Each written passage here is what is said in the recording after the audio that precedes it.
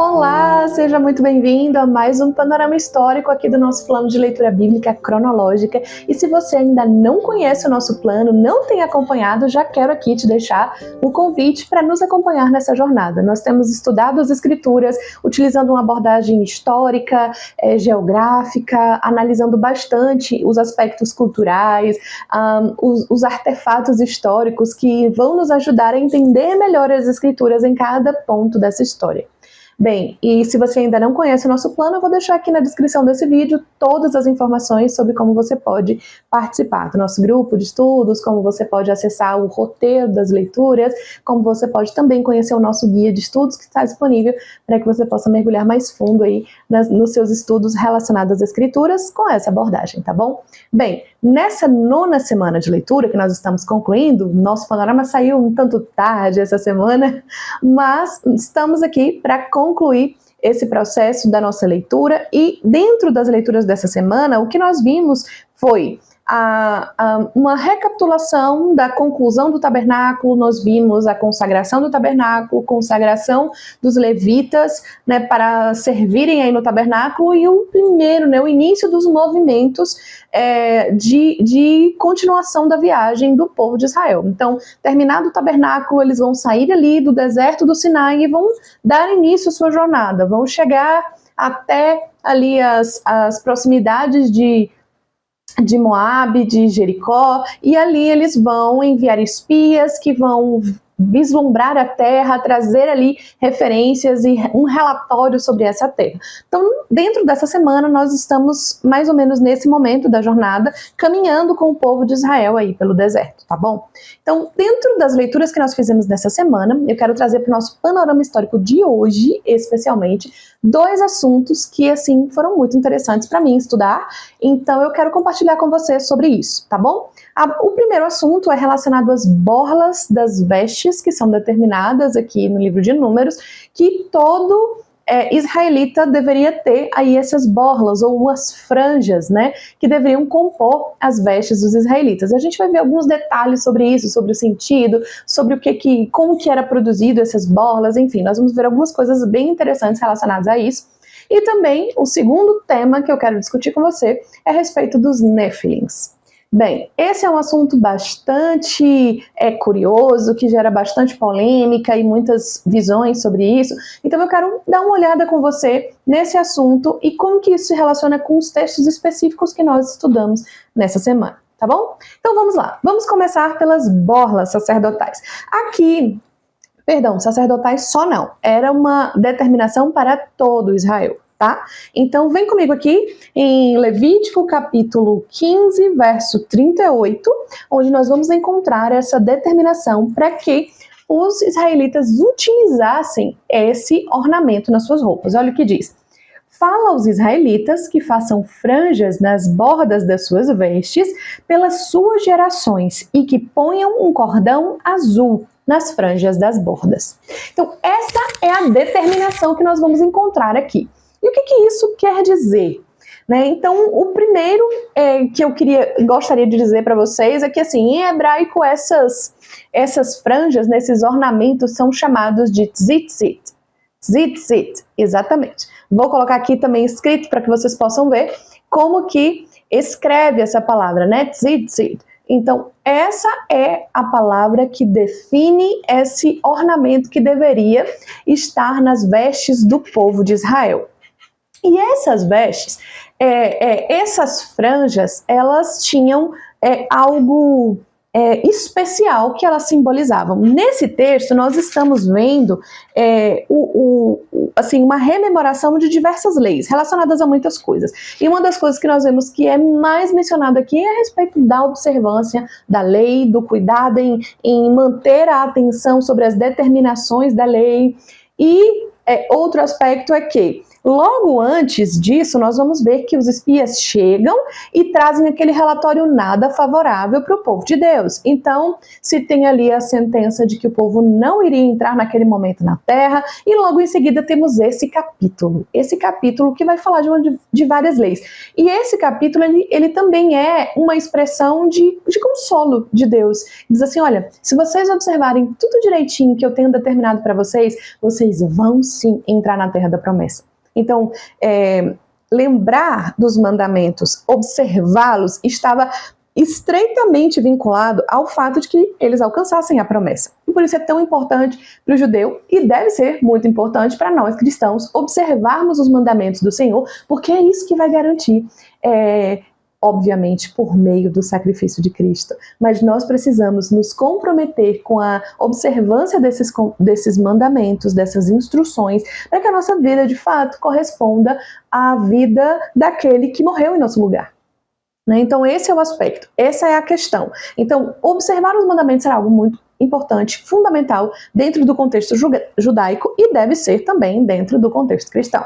Bem, então, essas franjas, elas não eram simplesmente um enfeite, não era só um detalhe, elas tinham um sentido. E que sentido era esse? O sentido era fazer o povo lembrar de que precisavam observar os mandamentos. E como que se dava, basicamente, essa relação entre essas borlas e os mandamentos? Bem, nós vamos perceber, e a Torá aqui vai nos trazer uma explicação muito interessante sobre isso. Ela vai buscar essa explicação lá no Talmud. E eu vou explicar para você, se você não sabe, o que é o Talmud. O Talmud é um compilado de escritos, de livros, que vão tratar de ensinos rabínicos relacionados à Torá. Então, não são livros necessariamente inspirados, mas são instruções rabínicas acerca da Torá. E assim, quando se fala em Talmud, não estamos nos referindo a um único livro apenas, mas um conjunto de livros, um arcabouço, digamos, bibliográfico de referências que os rabinos construíram ali no período helenístico, na era helenística ali, e escreveram para auxiliar o ensino da Torá. Então esse é o Talmud. Então essa Torá comentada aqui vai trazer lá, resgatando do Talmud, a explicação de por que essas borlas de fato lembravam o povo acerca de observar os mandamentos. Funcionava assim, a palavra tzitzit, em hebraico, que equivale às franjas, às borlas, ela tem um valor numérico. Esse valor é a soma do valor numérico de cada letra da palavra. Então, somando todas as letras da palavra e o valor correspondente que existe dentro da lógica judaica, essa correspondência numerológica, digamos assim, e a palavra equivale ao número 600. Então, tzitzit, o valor numérico de cada uma dessas letras equivale a 600. E aí você acrescentando a esses 600 as 8 linhas e os 5 nós que estavam associados aí ao arremate dessa franja, nós chegamos ao número de 613, que é exatamente o número de mandamentos que existe na Torá. Então, a quantidade de mandamentos que temos, 613. E aí a contagem, né, segundo a numerologia judaica, dessa franja, da composição dessa franja, equivale aos exatos 613. E é por isso que existe aí essa relação entre as borlas, as franjas e essa observância da Torá e da lei. Então esse é um aspecto. E a outra questão é com relação à cor dessas franjas. Olha, aqui no verso que nós lemos, no verso 38, diz: e ponham um cordão azul. E esse azul, em hebraico, é tekelet. Então, tekelet. Esse azul, ele é específico, o azul bíblico, e ele é feito a partir de um pigmento específico que é extraído de um molusco que é um caracol chamado Murex trunculus. Esse molusco, ele era ali capturado, né, coletado, e ali se fazia uma quebra ali como fala, na concha desse caracol, para se extrair dali um pigmento que formaria esse tom de azul. Não só esse tom de azul bíblico, quanto o púrpura, que era bem característico também dos fenícios, né? Os fenícios produziam muito esse pigmento púrpura, que é associado à realeza e tudo mais. E era algo bastante especial, porque cada molusco desse só oferecia um pouquinho de pigmento, então era necessário uma grande quantidade de animais para poder conseguir produzir ou tingir um volume específico que se queria de tecidos, lãs, né, velos aí de lã, para se produzir o tzitzit.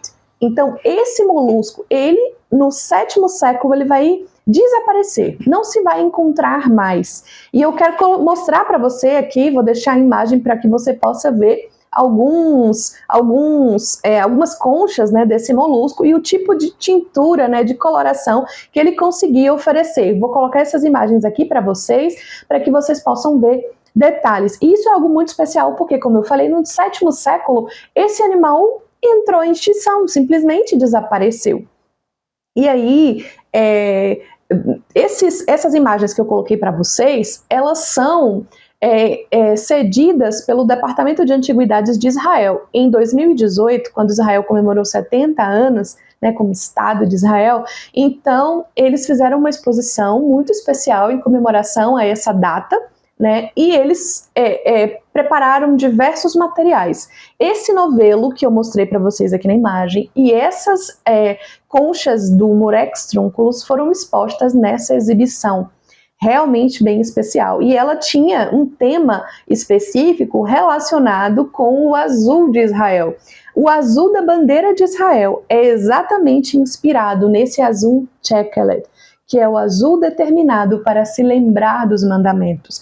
Hoje, não se utiliza mais tanto em Israel essas borlas nas vestes das roupas, mas eles utilizam o talit, que tem um exato sentido, é a mesma coisa. Então eles usam para as orações esse talit, que rememora essa observância da lei, da Torá, e usa a mesma referência de cor, apesar de não ser mais o mesmo processo de tingimento que é feito, mas eles utilizam esse talit, que também é o mesmo azul da bandeira de Israel. Então, assim, é algo muito interessante perceber como que a observância da lei tem muito a ver com essas raízes, né, da própria consciência da identidade de Israel como nação. Então, está aí explicado para vocês o sentido dessas borlas azuis do tzitzit, que é feito de um chekelet, né, que é um azul bíblico, agora você já sabe. Bem, e o segundo assunto que eu quero falar com você é sobre os Néfilins. Bem, essa palavra Nephilim, ela aparece apenas 2 vezes na Bíblia. A primeira vez é lá em Gênesis 6, naquele texto bastante controverso, que nós vemos que os filhos de Deus coabitaram com as filhas dos homens e daí nasceram gigantes. Então essa palavra aparece lá naquele contexto de Gênesis 6 e o segundo momento em que essa palavra aparece é exatamente num dos textos que nós lemos nesta semana, 9ª semana de leitura bíblica, que é o texto de Números 13:33. Nesse texto é aquele momento em que os espias voltam da terra de Canaã com um relatório para o povo de Israel. E nesse relatório eles dizem, nós vimos lá que a terra é maravilhosa, a terra é bastante farta, tem coisas incríveis. No entanto, as cidades são muito fortificadas e o povo que habita lá são gigantes. E aí eles usam essa palavra Nephilim, são descendentes de Anak, são pessoas realmente impossíveis de vencer, é isso que eles estavam dizendo. Então agora, eu quero lembrar com você, quando nós estudamos o capítulo 6 de Gênesis, sobretudo se você estava acompanhando o nosso guia de estudos, lá você encontrou essas teorias relacionadas aos Néfilins que eu vou trazer aqui. Mas eu quero rememorar para você que já viu e quero contar para você que ainda não ouviu sobre isso. Então, quem eram esses filhos de Deus que entraram as filhas dos homens ou coabitaram as filhas dos homens? Quem eram esses Néfilins? Bem, os estudiosos propõem 3 perspectivas, 3 teorias para interpretar essa palavra, para interpretar essa ideia.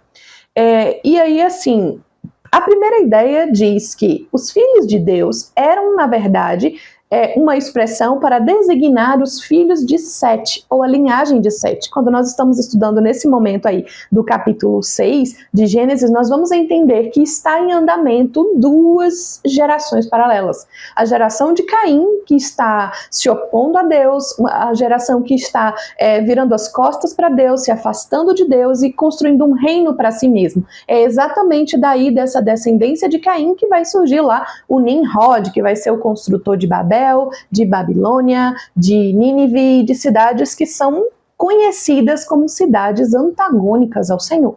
Então temos essa linhagem de Caim e temos também a linhagem de Sete, que nós vamos ver. Dessa linhagem vai vir Enos, quando se começa a voltar a invocar o nome do Senhor. Então há esse paralelo dentro da narrativa do Gênesis entre duas gerações, entre duas linhagens. E aí nós vamos ver que nesse capítulo 6, antes do capítulo 6, está se trabalhando exatamente essa lógica de duas linhagens diferentes. Então no capítulo 6 nós vemos uma mistura dessas gerações, exatamente aqui nesse capítulo controverso em termos de explicações e de interpretações, né?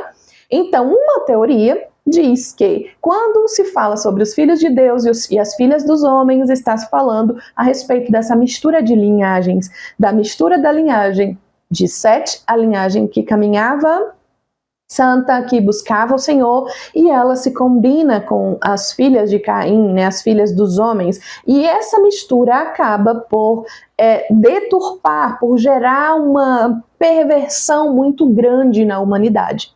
Porque não se tem mais aquela separação clara entre uma linhagem santa e uma linhagem caída. Na verdade, quando eu digo linhagem santa, eu não digo uma linhagem que não se contaminou com o pecado original. Sim, estão contaminados com o pecado original, como todos. Mas esses ainda buscavam o Senhor. Esses ainda se voltavam ao Senhor, apesar dos seus pecados. Mas a linhagem de Caim caminhava realmente à revelia de Deus. E aí nós vemos essa combinação e vemos uma progressão da maldade no mundo. Então essa é uma primeira teoria. A segunda teoria é entender ou interpretar a ideia dos filhos dos homens como homens poderosos, como reis, como líderes importantes do período, que na verdade capturavam todo tipo de mulheres plebeias, inclusive contra a vontade delas, e para construir uma dinastia forte e poderosa, então uma grande dinastia. Então eles se casavam com muitas mulheres e inclusive tomavam algumas mulheres assim contra a vontade delas, e isso é entendido dentro da perspectiva dessa teoria como uma grande injustiça, e isso aumenta a perversão também no mundo. Então essa é uma outra linha de interpretação para esse texto. Algo que fica um pouco complicado de perceber é o fato de que em outros momentos, circunstâncias de reis que se casaram com muitas mulheres ou de homens que tiveram muitas mulheres não são associados a essa ideia dos Néfilins que aparece em Gênesis. Salomão, por exemplo, se casou com muitas mulheres. E a Bíblia registra isso, mas em nenhum momento associa a figura de Salomão com a ideia de um Néfilim.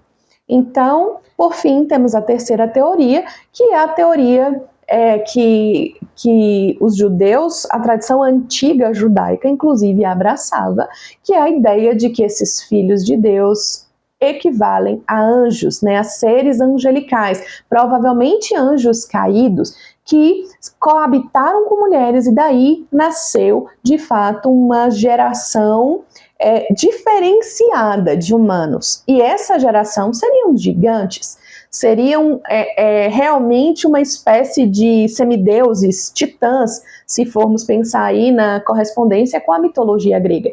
Então nós vamos ter essa perspectiva da ideia de que anjos coabitaram com mulheres e essa união produziu gigantes. Dessa união produziu gigantes. Uma coisa que fica um pouco complicada de harmonizar com essa teoria é o fato de que estamos aqui na era pré-diluviana. Como que, então, esses titãs chegaram aqui ao momento de Números 13, por exemplo, que é depois do dilúvio? Se todo homem que não estava na arca morreu, como então reaparecem esses gigantes aqui? ou os descendentes desses Néfilins aqui, nesse período já depois do dilúvio. Então isso é uma coisa que não encontramos muitas respostas. Bem, como eu disse, estamos falando de uma teoria que a antiga tradição judaica adotava. Inclusive temos entre os pergaminhos do Mar Morto, entre as descobertas ali das cavernas de Qumran, nós temos, além dos livros bíblicos que foram encontrados lá, também foram encontrados diversos outros documentos antigos. Inclusive, entre esses documentos estão o Livro dos Gigantes. O que diz esse Livro dos Gigantes? Bem, é uma história apócrifa, vale ressaltar aqui. Pode ter valor histórico de alguma natureza, mas isso não faz parte do cânon bíblico, isso não é palavra de Deus, mas é um documento histórico.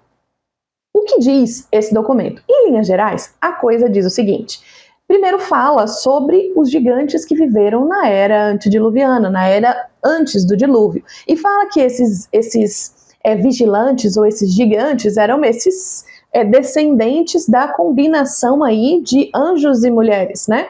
E esses anjos também passaram às mulheres uma sabedoria mística, oculta, transmitiram a essas mulheres essa realidade, falaram sobre árvores, sobre ervas, sobre coisas dessa natureza, segredos místicos foram passados aí para essas mulheres, e em um determinado momento esses gigantes estavam totalmente descontrolados, e eles agrediam, se voltaram contra os homens, inclusive comendo homens e espalhando terror em toda a raça humana. Então, esses vigilantes ou esses gigantes começam a ter determinados sonhos estranhos. E esses sonhos falam, por exemplo, de uma tábua que foi colocada na água e quando ela foi retirada da água, apenas 3 nomes restaram. Outro gigante teve também um sonho e esse sonho dizia que uma árvore foi arrancada da terra e não sobrou nada dela a não ser 3 galhos. E como eles ficaram muito mexidos por esses sonhos, por essas visões estranhas que eles estavam tendo, eles procuraram Enoque para poder ensiná-los, para poder dar para eles uma explicação a respeito disso. E Enoque diz para eles que se tratava de uma grande catástrofe, de um grande juízo que viria para detê-los, que viria para frear a perversão e a maldade que eles estavam infligindo ao mundo, que eles estavam espalhando esse terror pelo mundo.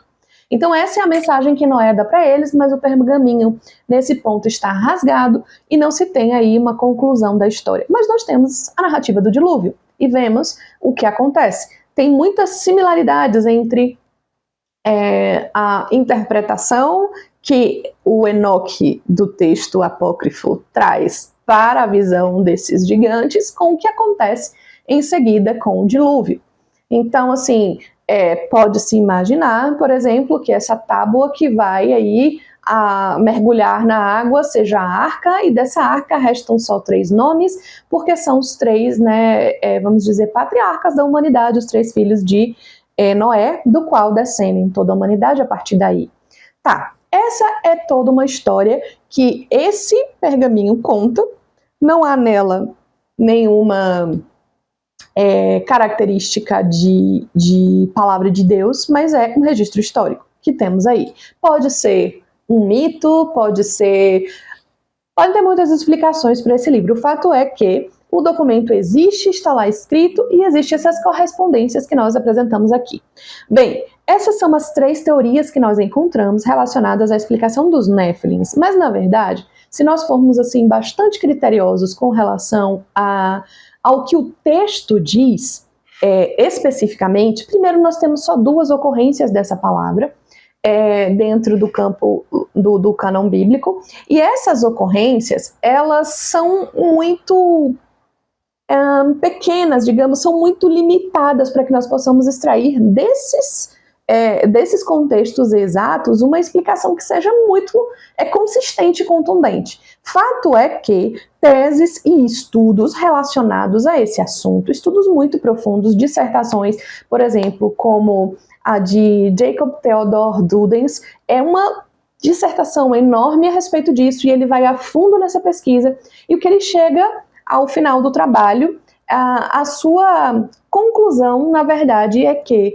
as evidências são inconclusivas para se chegar a uma teoria fechada, concreta, bem amarrada. Existem muitos contra-argumentos, por exemplo, a tese da ideia dos anjos que coabitaram com mulheres, por exemplo. É uma teoria muito estranha, porque o próprio Jesus diz que anjos não casam nem se dão em casamento. Então, assim, não há esse aspecto sexual nos anjos. Então, isso foi dito pelo próprio Senhor. Então, o que ele diz, né? O contexto em que Jesus diz isso é o momento em que ele está sendo inquirido a respeito. Na verdade, a grande questão da pergunta era a ressurreição.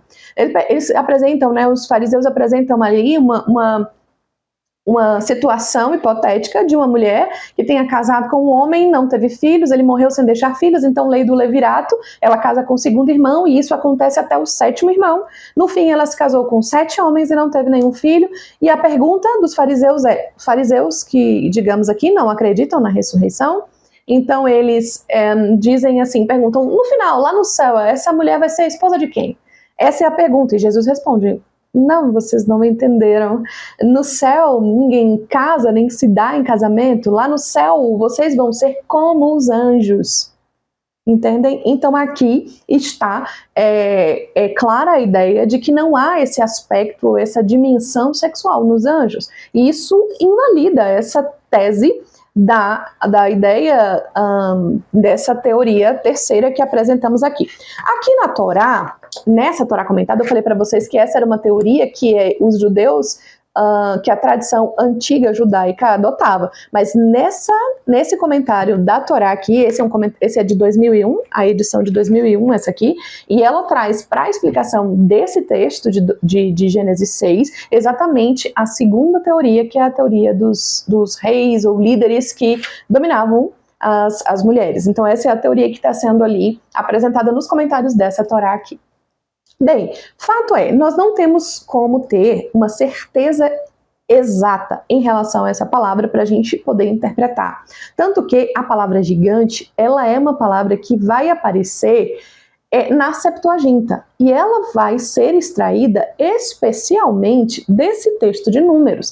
É a partir desse texto de Números que se busca uma referência melhor para trazer a palavra, para traduzir a palavra, e aí ela vai ser também aplicada lá em Gênesis 6, certo? Então, nem mesmo ali os tradutores da Septuaginta têm aí, sabe, é uma referência cíclica. Está aqui, então deve estar aqui, e porque está aqui, está lá, entende? É uma referência desse tipo. Então, é bastante, vamos dizer, frágil a gente definir isso. Fato é que a maioria assim, das considerações relacionadas a isso nos deixam entender que aqui no texto de Gênesis, parece que a palavra está aparecendo mais no sentido literal, dos gigantes lá. Agora, aqui no texto de Números, parece muito mais que se trata de uma referência, né? Como assim, como uma metáfora, dizer, como aqueles grandões de lá, esses aqui também são muito grandes, né? Então, é como se fosse isso, né, que nós vamos encontrar aqui. De fato, nós vamos ver muitas outras referências, pelo menos mais 2 referências, a gigantes ainda aqui para frente, no Antigo Testamento. Nós vamos ver o momento em que Caleb vai a Josué e diz, olha, me autorize a ir lá em Hebrom e derrotar aqueles gigantes que há 40 anos atrás eu vi. Então, ele vai e vence esses gigantes. Nós temos também o episódio de Davi, que vence Golias, o filisteu, de Gate, que é uma cidade associada também a gigantes. A descendentes de Anak, como nós vemos aqui, gigantes. Então, o que parece com mais precisão é que Nephilim é uma palavra que não define uma linhagem específica, nenhum povo específico, uma classe específica de pessoas, mas está se falando a respeito de uma característica de força, de altura acima da média, mas que não tem uma característica necessariamente sobre-humana, entendem?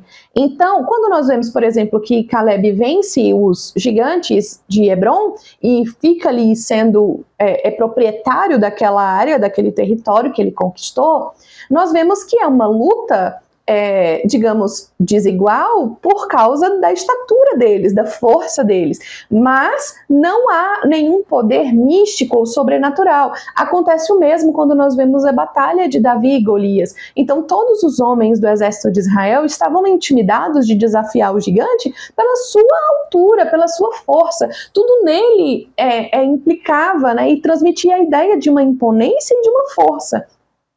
E como nós estamos trabalhando aqui dentro do desafio que o Golias faz para o exército de Israel, é um desafio de duelo, né? Então eu preciso vencer esse homem em específico. Não é que ele tivesse poderes sobre-humanos ou místicos de qualquer natureza, mas ele tinha uma força grande, ele era um brutamontes, era isso que estava dizendo o texto. Então, me parece muito mais que nós estamos lidando aqui com uma característica do que com uma linhagem específica ou com uma classe específica, como um titã, por exemplo. Então nós estamos falando, e hoje quando nós usamos a palavra titã, nós estamos também metaforicamente associando a ideia de uma força, de uma imponência mitológica a um ser humano, né? Então essa seria também a ideia associada aqui a esse texto de Números. Tá bom? Então eu espero que você tenha gostado, que tenha te ajudado a entender algumas coisas com esse vídeo de hoje, e eu espero você na próxima semana para o nosso panorama histórico da 10ª semana do nosso plano de leitura bíblica, tá bom? Até lá!